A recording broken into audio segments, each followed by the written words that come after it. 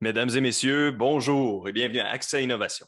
Accès Innovation est une émission dans laquelle on passe en entrevue des gens afin d'en apprendre sur leurs projets ou découvertes reliées à l'ingénierie.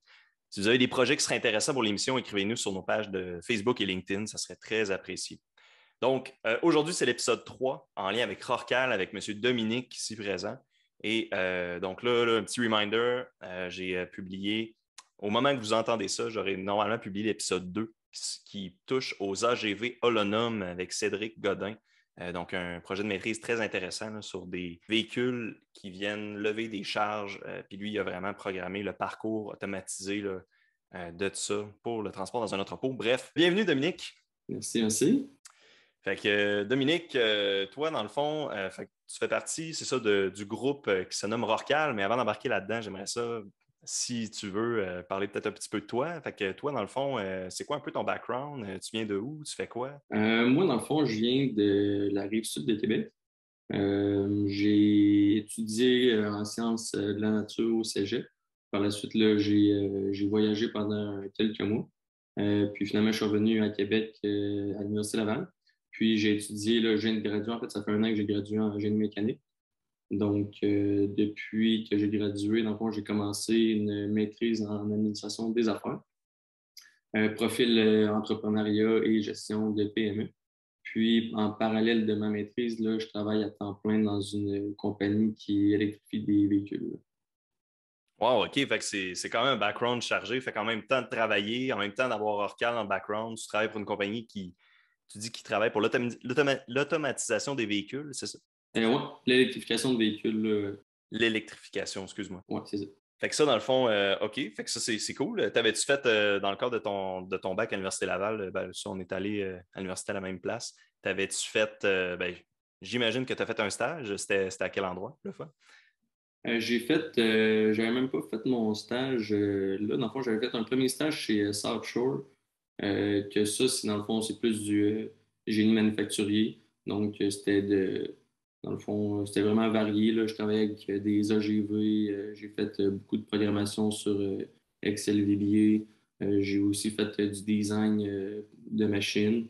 Euh, Puis vraiment, là, ce que je fais en ce moment, c'est dans un autre domaine complètement, mais je suis quand même content d'avoir vu un peu le génie manufacturier. Ouais, c'est ça. C'est clair que de ce que j'ai cru comprendre à Québec, il y a quand même une belle scène de tout ce qui est du manufacturier, vraiment. Oui, la R&D, moi, personnellement, je suis plus à niveau R&D dans les emplois que j'ai eus. Mais niveau OK? manufacturier, ouais, mais niveau manufacturier, tu sais, c'est vraiment. On est d'accord que tu sais, si on a une shop d'aluminium, une shop de juste d'usinage, ben, ça en prend des ingénieurs manufacturiers qui vont vraiment venir optimiser tout le traitement. Tu sais. Exact. Des entreprises, honnêtement, là, quand tu magasines un peu des stages, là, si c'est ce que t'aimes, le génie manufacturier là, à Québec, là, il y en a un puis un autre, là. Ah oui. Fait que là, fait que là, je comprends que tu as un parcours, comme tu mentionnes, tu es en train de faire ton MBA. Donc, je vois qu'il y a ce côté de PME, ce côté entrepreneurial-là, puis c'est justement le profil que tu as dans ton MBA. Mhm. Ça va sûrement venir m'aider à comprendre comment vous avez démarré ça, Rorcal. Tu sais, en gros, c'est quoi le but? C'est quoi que ça mange en hiver, comme on dirait en bon français? Euh, Ben, dans le fond, le but de Rorcal, là, c'est vraiment le but premier, là, c'est de développer des planches à pagaie et de les vendre, des produire et les vendre. Euh, Nous, dans le fond, on est une équipe de 3 ingénieurs, puis on a un quatrième membre en finance. Puis dans notre équipe, c'est sûr que l'ingénierie, là, c'est vraiment au premier plan. Puis ce qui nous intéressait, c'était vraiment de développer un produit qui est innovant, qui est éco-responsable, c'est une de nos valeurs premières. Euh, Fait que c'est ça, fait qu'à partir de là, ben, on a réinventé un peu en fait, on a complètement réinventé la planche à pagaie. On est vraiment loin de la planche gonflable qui est produite en Chine. Donc, Attends, nous, excuse. ce qu'on fait, ce Je qui nous. t'interromps. Excuse-moi, je t'interromps une seconde. Tu as dit une planche gonflable qui est fabriquée en Chine. C'est quoi? Pour un newbie des planches à pagaie, c'est carrément. Ah, ben ouais, C'est quoi? Tu gonfles ça? c'est un bon point. Tu gonfles ça à la Ouais, bouche, puis. ben, dans le fond, les planches à pagaie, t'as différentes manières de fabriquer ça. Fait que t'en as qui sont faites de PVC qui est flexible. Fait que dans le fond, ça, c'est différentes couches de PVC avec des cordes à l'intérieur. Fait que grâce à ça, tu es capable de venir donner, dans le fond, c'est collé. Puis quand tu le gonfles, tu es capable de donner une forme à la planche. Puis ça, l'avantage de ça, c'est n'importe qui habite à Sainte-Foy en appartement, ben lui, une planche de 10 pieds dans son corridor, c'est moins intéressant quand c'est rigide. Fait qu'une planche gonflable, c'est le fun justement pour pouvoir la rouler, puis t'amener dans n'importe quoi, là, dans un coin, dans un garde-robe, dans un cabanon, ça va faire le job. Mais le gros désavantage de ça, c'est qu'une planche gonflable, ben, c'est pas rigide. Donc, côté efficacité sur l'eau, ben, à chaque fois que tu vas donner un coup de rame, ben, ta planche va se déformer un peu, elle va te ralentir dans l'eau. Puis aussi, ben, c'est le profil, dans le fond, de la planche, il est pas hydrodynamique du tout. Là. Fait que souvent, c'est plat, puis tu vas avoir un petit 45 degrés d'angle à l'avant qui va faire office de ton profil pour être hydrodynamique. Mais ça va te ralentir un peu dans l'eau aussi. Puis voilà, fait ça, c'est de la planche gonflable. Nous, ce qu'on fait, c'est des planches rigides. Euh, Fait que c'est vraiment une planche qui est. Dans le fond, ça, il y a différentes manières de produire ça. Là. Tu penses à des grosses entreprises, ils vont avoir des moules qui vont venir chauffer leur résine avec du polystyrène qui va expanser dans le moule puis qui va donner la forme de la planche. Il y en a d'autres que c'est tout simplement du plastique thermoformé sur un moule positif pour donner la forme à la planche. Fait que ça dépend vraiment. Puis nous, ce qu'on fait, c'est ce qui nous différencie vraiment là, en fait, de toutes les planches que tu vas trouver n'importe où, c'est que nous, on utilise la fibre de lin. Fait que la fibre de lin, en fait, on prend un bloc de polystyrène recyclé qu'on vient usiner pour lui donner la forme hydrodynamique de la planche. Puis après ça, on vient la recouvrir de fibre de lin pour donner la rigidité et la dureté à la planche. OK, fait que là, il y a beaucoup de choses vraiment intéressantes que tu as mentionnées. Moi, je vais essayer de m'amuser à unpack ce que tu as dit. Là, je veux juste essayer de comprendre, quand tu parles de polystyrène, recyclé, j'imagine que c'est là l'aspect éco-responsable de la chose. Quand vous présentez comme une entreprise qui fait une planche à pagaie éco-responsable, j'imagine que c'est là que ça vient. Ben, en fait, tous les éléments de la planche standard, que ce soit une planche rigide ou dure, on essaye qui n'est pas éco-responsable. On essaye dans le fond, de le transformer en un produit qui l'est. Fait, mettons, en général, une planche rigide, ça va être fait de styromousse. Il y en a plein de sortes, du polystyrène expansé, polystyrène extrudé. Tu as d'autres sortes aussi de foam. Ils sont, en tout cas, selon les recherches qu'on a faites, il n'y en a aucun qui utilise du polystyrène recyclé. Fait que déjà là, au lieu de venir produire un futur déchet, si tu veux, dans le même temps, la planche, les probabilités que ce ne soit plus une planche, que ce soit juste un déchet quelque part, ben, sont très élevées. Ben, nous, ce qu'on fait, c'est qu'on ne vient pas justement de créer un déchet. On prend déjà quelque chose, on lui donne une deuxième vie, puis ça permet de donner une deuxième vie tout simplement. Puis le caractère éco-responsable, c'est vraiment la fibre de lin, dans le fond. Fait que la fibre de lin, là, tu connais ça, du lin? Ben non, c'est ça, je connais vraiment pas ça. Tu l'as mentionné lin, tantôt, puis ouais. Attache ta tuque, le lin, c'est vraiment quelque chose. OK, j'attache ma tuque. Le lin, c'est une plante, OK? C'est une plante. Tu passes devant un champ de lin, là, puis tu vas dire, ah, un champ, c'est tout. Dans le fond, le lin, ça pousse rapidement et super facilement. Puis c'est des. Fait que je vais passer devant un. La prochaine fois que je vais passer devant un champ, je vais penser juste à des planches à pagaie. C'est ça que tu essaies de me faire. Fait que tu as ton champ, OK, qui pousse. Ouais. En ce moment, souvent, les agriculteurs, ils servent du lin pour la graine qui permet de nourrir leurs animaux, tout simplement. Eux, ils vont en produire pour ça. Après ça, ils vont prendre l'écorce qui s'appelle l'ana. Puis, cette écorce-là, ils vont, dans le fond, c'est super absorbant. Fait qu'eux, ils s'en servent comme absorbant naturel pour mettre sur le plancher de leur grange ou des enclos des animaux, peu importe. Dans le fond, c'est une alternative à la litière, si tu veux. Ouais, je comprends. OK, Puis, ça ne fait pas de poussière. Fait que pour eux, c'est super intéressant. Ils le produisent en produisant la graine, puis ils servent de ça parce que c'est absorbant, puis ça ne fait pas de poussière. Fait que pour eux, c'est un win-win. Puis à la fin de leur processus, il reste la fibre. Ouais. Fait que dans le fond, tu as ta fibre qui, eux, ils n'ont rien à faire avec ça. Fait que souvent, ben, ils vont, soit qu'ils jettent, ils font du compost, mais ça, c'est pas le meilleur des composts. Mais attends, qu'est-ce que tu veux dire par ça? Dans le fond, fait que tu dis tu commences avec la plante, après ça, tu as le grain que tu obtiens de la plante, et puis tu dis, fait comment tu passes du grain à la fibre? C'est la fibre dans le grain. Dans le fond, ça, c'est pas nous qui le font. C'est pas Rorcal qui fait ça. Là. Dans le fond, nous, on a des producteurs qui, eux, le séparent. Fait qu'eux, ils ont, dans le fond, des machines qui permettent de venir séparer la fibre de OK. l'écorce. Puis eux, ils vont prendre ensuite la fibre, puis ils vont venir la tisser pour faire une espèce de toile. Dans le fond, la fibre de verre, c'est comme tissé. Ça fait une toile, comme une nappe de table. Là. Puis on est capable de faire exactement pareil avec la fibre de lin. OK.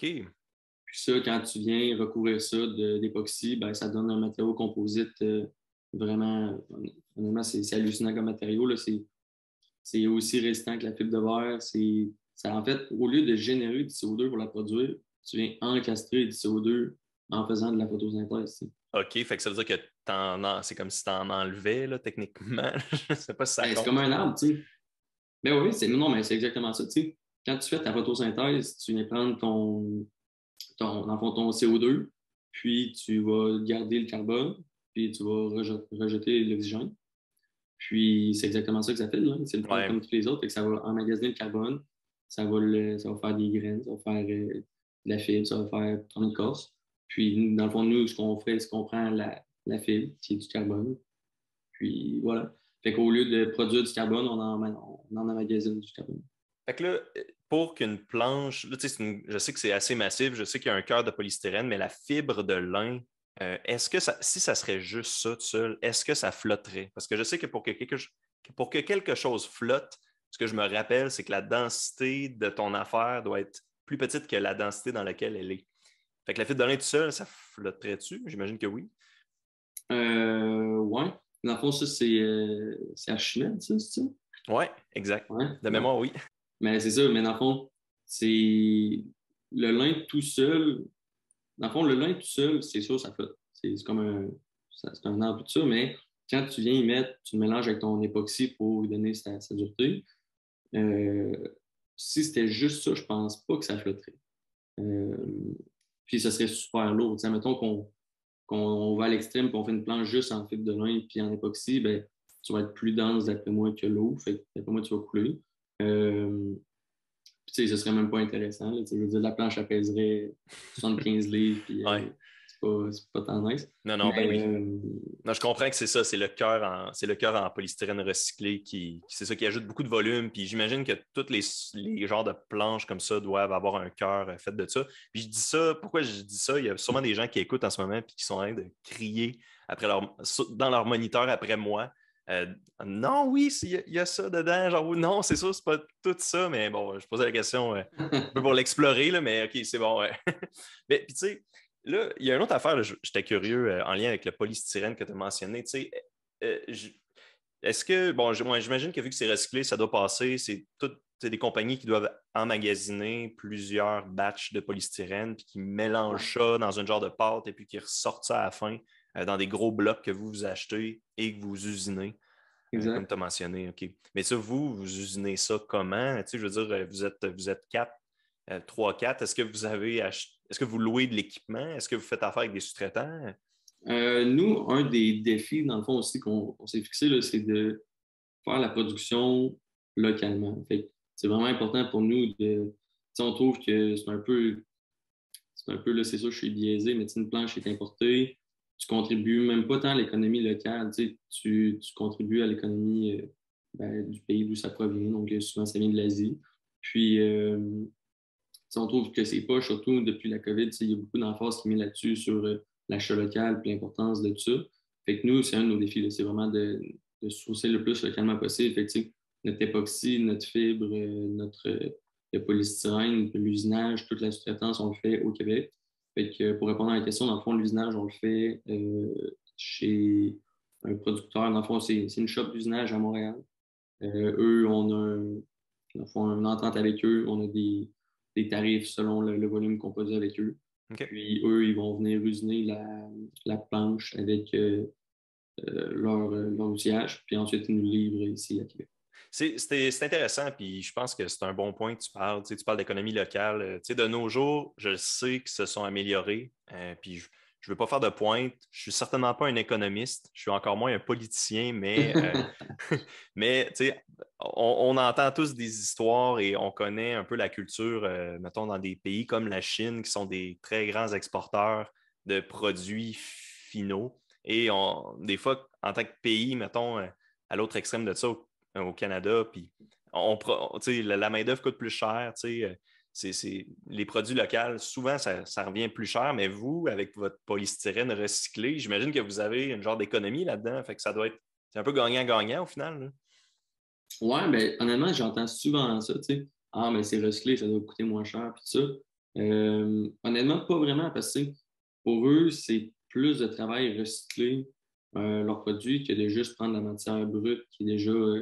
Fait que, tu sais, eux, il faut qu'ils fassent la réception de la matière recyclée. Après ça, il faut qu'il y ait l'outillage pour broyer le polystyrène, pour le chauffer. Comme tu disais tantôt, tu sais, ils se font une espèce de pâte.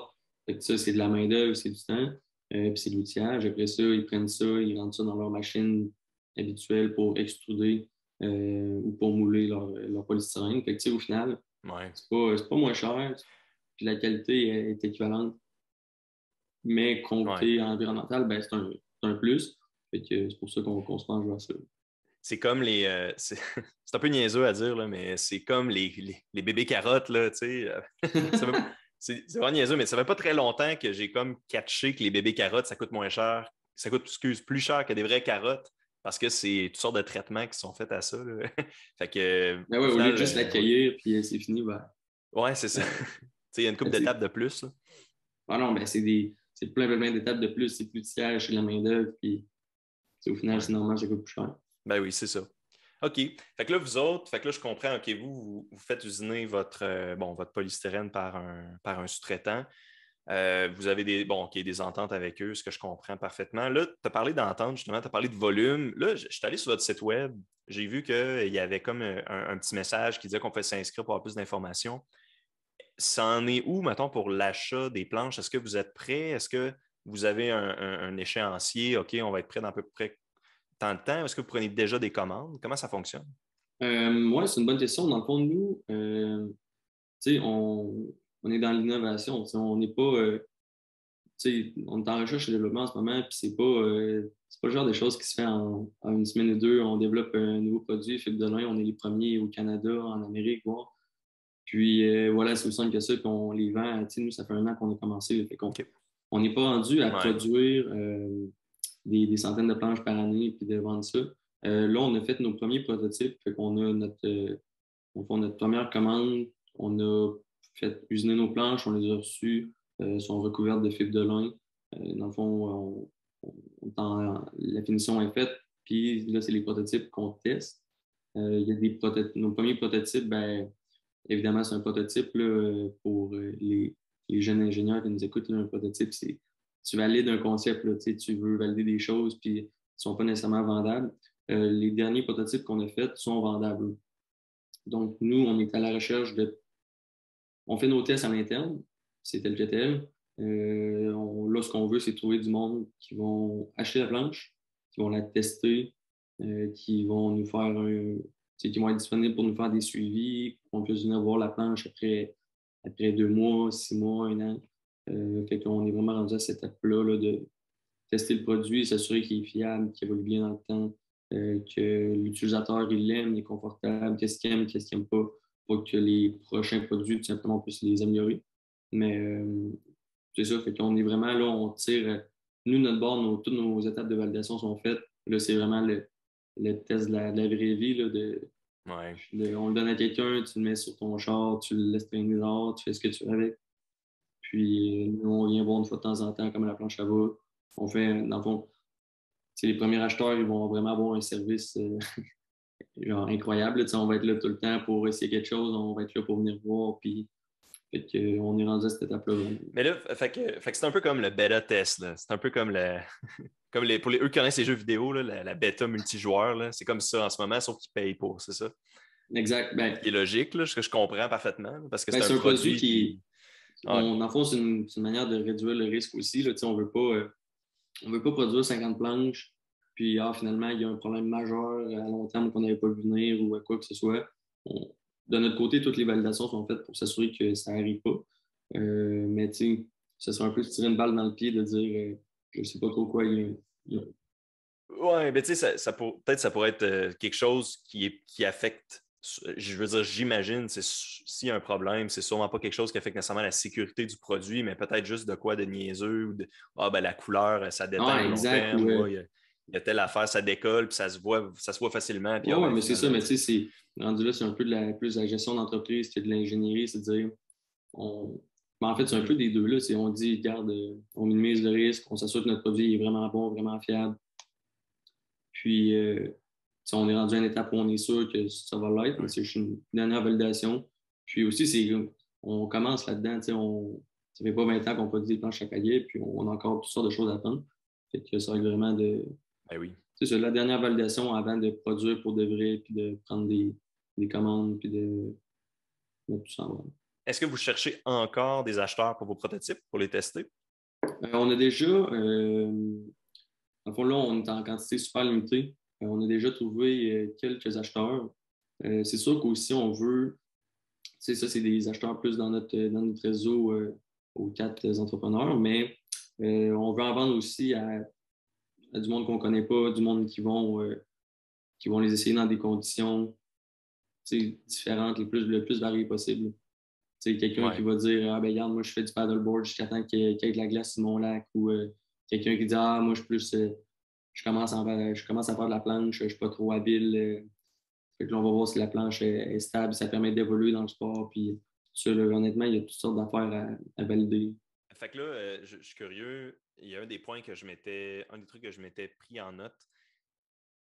On parle d'ingénierie, on parle d'innovation, on parle de planche. Tu as fait un bac en génie mécanique.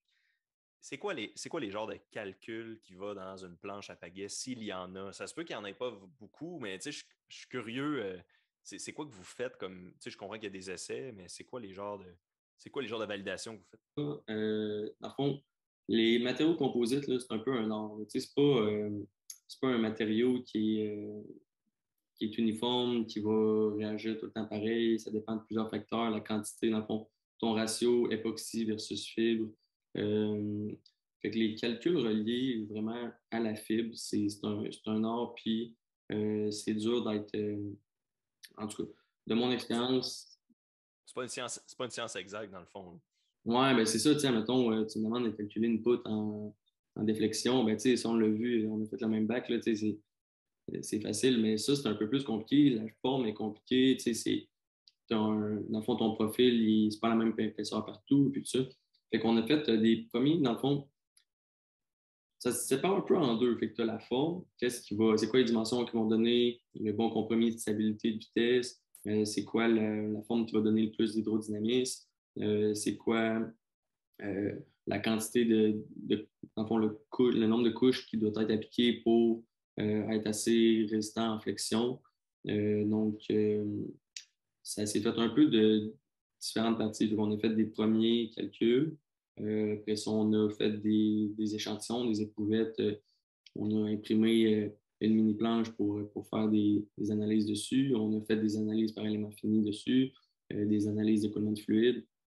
Fait qu'honnêtement, c'est pas tant des calculs comme sur papier théorique que tu fais. Il y en avait, c'est sûr, mais c'était beaucoup d'analyses dans le CAO. Puis, c'est ça. Puis à la fin, ben, sinon, dans le fond, les premiers prototypes, c'est ça qu'on a fait. Il y a des choses, là, c'est sûr, je ne peux pas parler de toutes, là, mais il y a des choses de voir c'est quoi la résistance en flexion de la planche. Ben, ça, on s'est servi de la planche numéro 1. Fait qu'on on l'a fait d'une manière, on a testé, on a mis du poids, puis avec ça, on était capable d'améliorer le produit pour le prototype 2. OK. Puis là, on est rendu au prototype. À partir du prototype 6, là, tout était vraiment pas pire, pareil. Là, Fait que là, ben c'est ça. Fait que là, vous êtes au prototype 6. Tu m'as dit que ça fait à peu près un an que vous faites ça. Est-ce que, approximativement, juste de même, tu as une idée de quand que ça pourrait être vendu dans les magasins, quand je pourrais m'en acheter une version finale? dans les magasins, mettons, les gros distributeurs, genre, ou mettons en ligne? Le plus tôt possible. Mettons là, que je dis, moi, j'ai vraiment hâte que ça sorte. Là, je veux m'en acheter une. C'est quand que ça va être prêt? C'est quand que ça va être fini, à peu près? Ouais, ben, les premières planches qu'on va vendre pour nos premiers acheteurs-testeurs, ça, c'est le 15 juillet. Fait que c'est dans Oh, c'est une bientôt. dizaine de jours. Fait que ça, c'est vraiment les premières ventes concrètes, là, mi-juillet. Puis dans des grandes surfaces, puis ça, là, c'est une autre paire de manches. Là, il va falloir suivre la production, puis tout ça. Mais normalement, dans un an ou deux, le volume devrait suivre, puis le produit devrait être pas mal rodé. Excellent. Puis là, à la suite de ça, est-ce que vous avez d'autres projets que Rocal veut faire? Y a-t-il d'autres produits que vous voulez développer? Y a-t-il d'autres Oui, idées que bien vous là, c'est avez? sûr qu'on commence avec la planche, dans le fond, évidemment. On veut aussi développer en fait, on développe présentement un aileron qui va être lui aussi éco-responsable. Donc, en ce moment, les ailerons, c'est surtout, en fait, on a pas mal acheté plein d'ailerons pour voir un peu comment ils sont faits et tout ça. On a remarqué que en général, il n'y a pas trop d'ingénierie derrière ça. Là. C'est des profils NACA là, qui sont vraiment ordinaires, quasiment aléatoires, là, je dirais.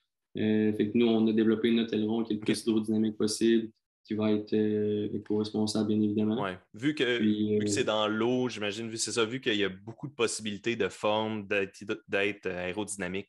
Hydro. Hydrodynamique, excuse, c'est ça. D'être hydrodynamique, c'est pour ça que tu veux dire que c'est comme aléatoire, là, c'est ça que tu veux dire. Ben, en fait, de ce qu'on a vu sur le marché, souvent, on a l'impression que c'est aléatoire, les profils. Tu sais. Ouais. L'aileron qu'on est en train de développer, le profil va être progressif en fonction de la distance par rapport à la base de la planche. Fait que quand tu es rendu plus bas, ça va être un profil différent parce que tes couches limites, tes couches limites vont vraiment influencer l'écoulement des fluides en dessous. Mhm. Puis, tu sais, c'est sûr qu'on est à basse vitesse. C'est pas comme une aile d'avion qui va à 800 km/h puis que Ouais. le profil va avoir une importance cruciale. Nous, c'est sûr que c'est à basse vitesse. Mais si tout ce qui peut te ralentir, tu ne mets pas d'effort là-dessus, à la fin, ton produit ne sera pas intéressant. Fait que nous, c'est vraiment là-dessus qu'on se base pour avoir, dans le fond, la planche, le profil, là, il a été vraiment optimisé. Puis, on s'est dit qu'on va rester cohérent, puis l'aileron va être vraiment optimisé lui aussi OK. pour à la fin vraiment avoir un produit qui est performant. C'est bon. J'avais une affaire qui me vient de me popper dans la tête. Puis, tu sais, moi, à part, là, c'est comme une dernière question que j'aurais, qu'on on a un petit peu parlé tantôt, puis là, ça me revient. Pour ce qui est vraiment le recouvrement de lin que tu as parlé, tu m'as parlé de moulage. Vous, dans le fond, c'est ça que vous faites. Avez-vous un moule? Vous avez, tu sais, je veux dire, une fois qu'on vous recevez votre bout de polystyrène, vous moulez le, le, le- le traitement de surface de lin Oui, autour? ben, c'est une très, très bonne question. Je ne peux pas répondre à ça OK. Ouais. parce qu'on est en train de travailler là, pour protéger la propriété Ouais. intellectuelle de ça. C'est un procédé qu'on a vraiment développé pour la fibre de lin. OK.